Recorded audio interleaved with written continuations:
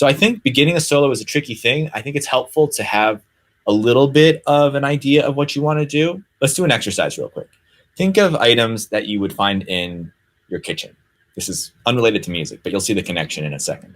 So if you think about items that you would find in your kitchen, you have this vast array of possibilities. Okay, now think of items that you would find in your refrigerator. For some folks, it might be easier to think of items in a refrigerator because we've narrowed things down a little bit. Now think of items that are in your refrigerator that are white.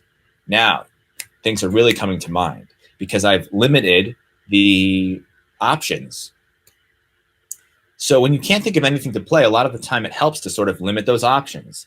Decide, okay, I'm going to start with chord tones or pentatonics or some sort of a intervallic approach, whatever the case may be. But narrowing things down ahead of time, it doesn't have to be a very specific line, just some sort of narrowing, of filtering can help you get started with coming up with ideas. The other thing is pacing is really important. Pace yourself. You don't have to play everything you know right in the very first chorus of your solo or in the first 8 measures or whatever, whatever.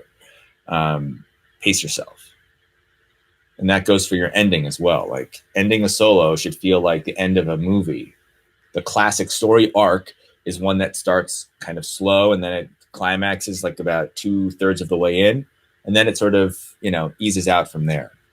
I think it really helps to start strong and end strong. So if you're going to take risks during your solo, it's probably best to do that in the middle because people usually remember the first thing you say and the last thing you say, both in terms of speaking and in playing.